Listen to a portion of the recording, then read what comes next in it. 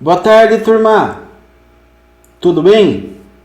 Turma, hoje iremos dar prosseguimento ao conteúdo estudando configurações de cadeias cinemáticas de manipuladores.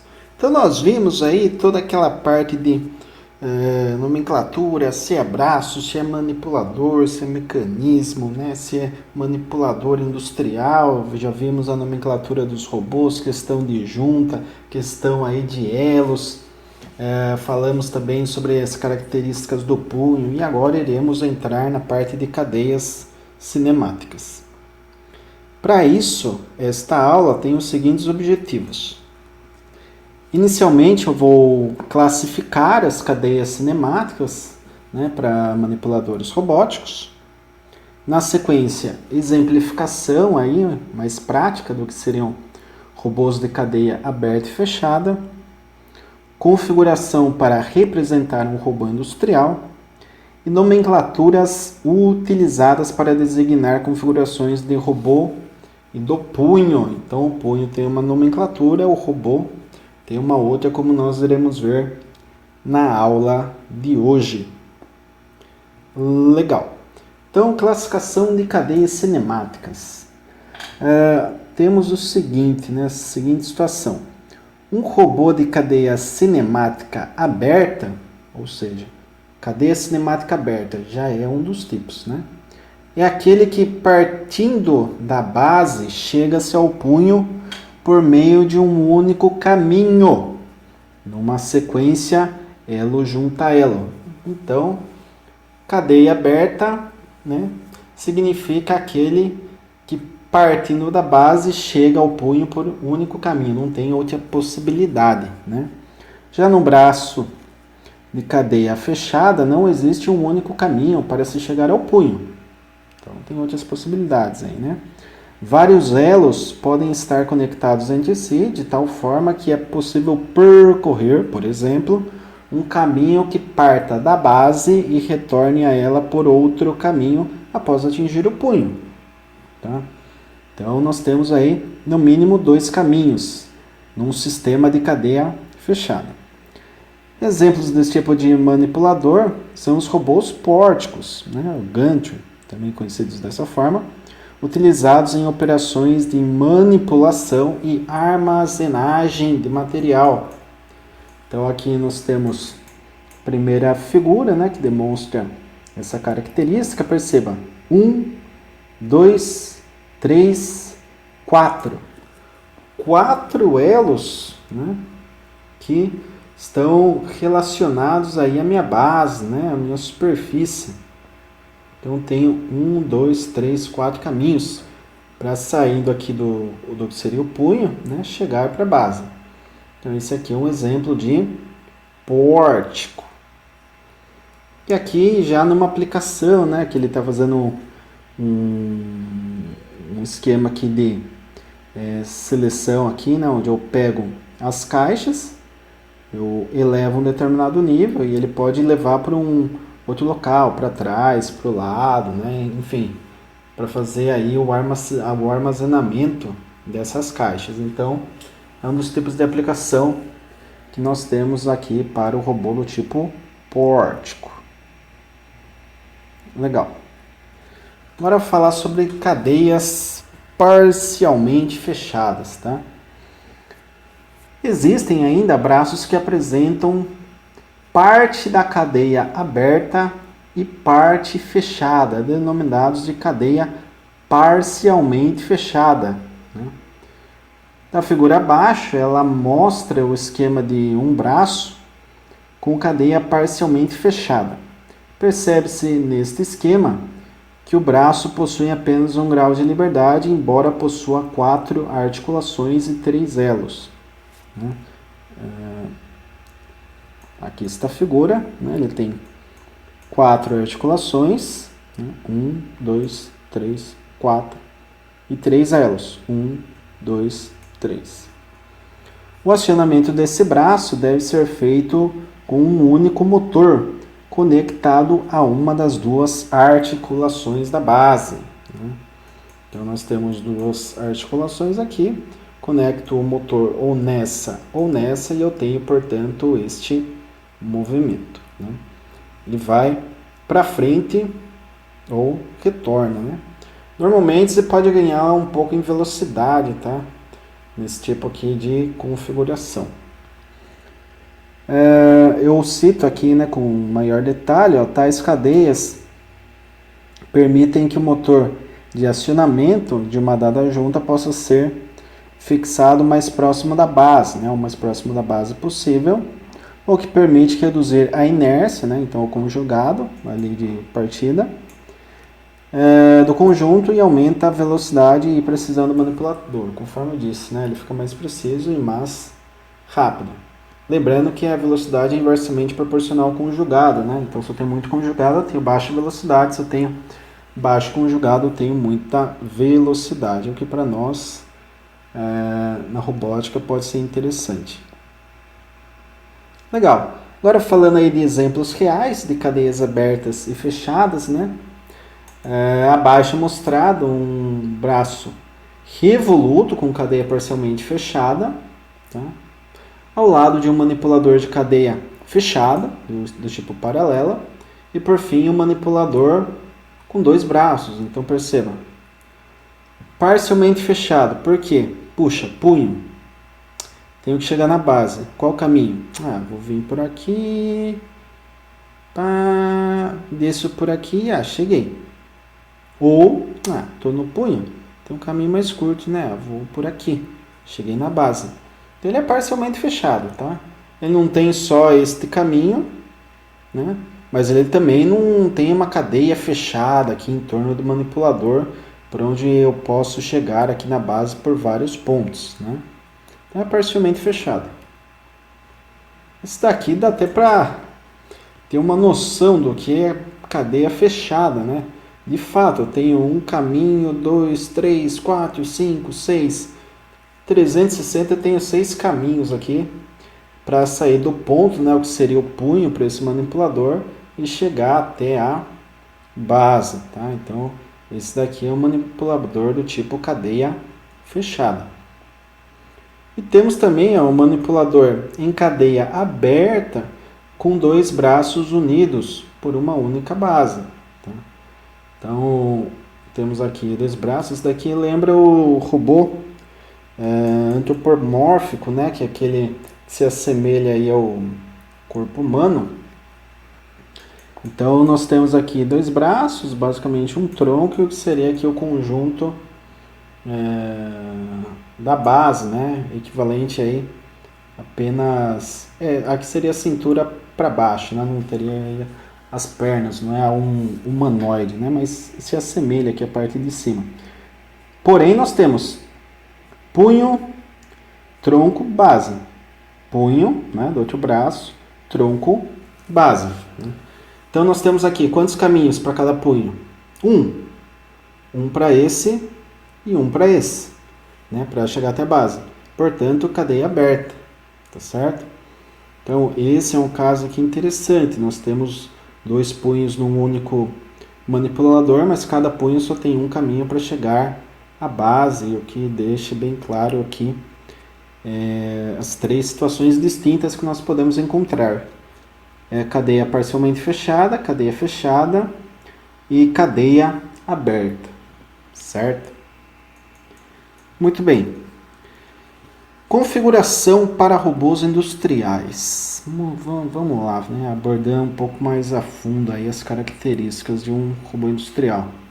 Então, temos ali que um braço mecânico, né? Pode ser um manipulador, mecanismo, enfim, é formado pela base, braço e punho. Quanto a isso, não há mais segredo, né? O braço é ligado à base e esta é fixada ao chão, à parede ou ao teto. Tranquilo também. É o braço que efetua os movimentos e posiciona o punho. O punho é dotado de movimentos destinados a orientar, apontar o órgão terminal. Qual seria o nosso órgão terminal? Seria a mão.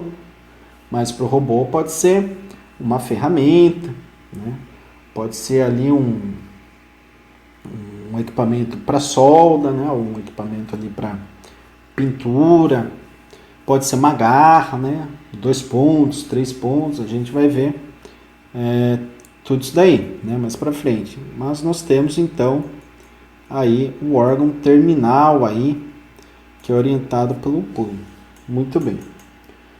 O órgão terminal executa a ação, mas não faz parte da anatomia do braço robótico. Conceito importante, tá? Ele está não é incluso nessa característica aí da anatomia do manipulador, pois depende da aplicação a ser exercida pelo braço. Agora é importante, para entender, ó, a movimentação do braço e a orientação do punho são realizadas por juntas, que são articulações providas de motores.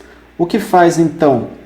Pensa assim, meu cotovelo girar é um comando que meu cérebro manda para o meu braço, né? Através de impulsos nervosos eu consigo fazer aí esse trabalho, que é um trabalho mecânico, eu gasto energia e tenho que comer para ter combustível para conseguir fazer aí este movimento. No robô não, no robô nós temos, no lugar desse movimento muscular, né, que o nosso braço faz a cada comando, ele gasta energia também, mas o robô não come, ele vai gastar normalmente energia elétrica, né? E na junta ele não tem músculo, então o que ele tem? Ele tem um motor, tá? É o motor que vai fazer o papel aí que os nossos músculos e articulações aí, né, que seriam as juntas, né, fazem aí para movimentação. Em resumo, a base sustenta o corpo, que movimenta o braço, que posiciona o punho, que orienta o órgão terminal, que executa a ação. Dominou isso é 10, não tem muito mais o que se falar, né? Então, o princípio aí do funcionamento é isso, o conceito básico e elementar é esse, né, para robôs industriais. É muito similar, né, ao nosso próprio braço. Então, conforme até um colega de vocês falou aí, enquanto está assistindo, ouvindo minha aula, ele está movimentando o braço lá, puxa, a articulação do ombro, cotovelo no punho, deixa eu fazer aqui um roll, um yawn, né, arfagem, vamos fazer tudo isso daí, porque daí nós conseguimos entender melhor o que ocorre no manipulador industrial. Muito bem, configuração de robôs. Ainda dentro da parte de configuração, nós temos aí a questão da orientação do robô e do punho, tá? Em geral, utilizam-se 3 juntas para o braço e 2 a 3 juntas para o punho. Os elos do braço são de grande tamanho, para permitir um longo alcance. Por outro lado, os elos do pulso são pequenos e às vezes de comprimento nulo, para que o órgão terminal desloque-se o mínimo possível durante a orientação do punho. Tá? Então aqui seria o sistema, né, do braço e aqui é o punho. Tá? Então, professor, por que dá seta? Porque nesse ponto aqui do punho nós teríamos aqui esse tipo de movimentação, conforme eu até citei no slide anterior, né? A arfagem, o roll, rolamento e a guinada. Então, temos esse tipo de movimentação para o punho, né? 3 graus de liberdade nesse punho. E nós temos aqui o manipulador, né? Do tipo roll também, né? Ele está girando. Tem um giro aqui, vamos colocar aí de pelo menos uns 240 graus aqui no cotovelo e na base aí uns 180 graus, tá? Legal. E daí tem a questão de volume de trabalho, não sei se vocês viram alguma coisa na teoria, mas eu posso falar também nas próximas aulas. O volume de trabalho é a amplitude do braço, tá? Onde que eu chego com esse manipulador? Mas enfim, eu cito em uma outra aula isso daí com mais detalhes. E agora nós partimos aí finalmente para a nomenclatura para os manipuladores. Adota-se uma nomenclatura para os manipuladores com base nos tipos de juntas utilizadas nas cadeias de elos que parte da base em direção ao órgão terminal. Tá? Então tem uma nomenclatura para isso. Assim, o manipulador TRR teria a primeira junta da base torsional e as duas seguintes seriam rotacionais. Tá? O punho segue a mesma notação, porém indica-se a separação entre corpo e o punho por 2 pontos. Tá? Como, por exemplo, TRR, 2 pontos RR, ou seja, braço torsional, rotacional, rotacional e punho rotacional, rotacional. Tá? Ou seja, 2 graus de liberdade, né? Legal. Esquema de notação para designar configurações do robô.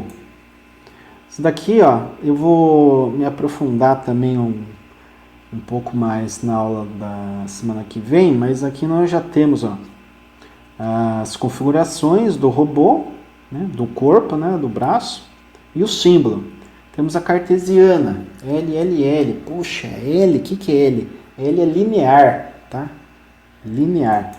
Então, puxa, X, Y, Z, linear, é tudo linear, tá certo.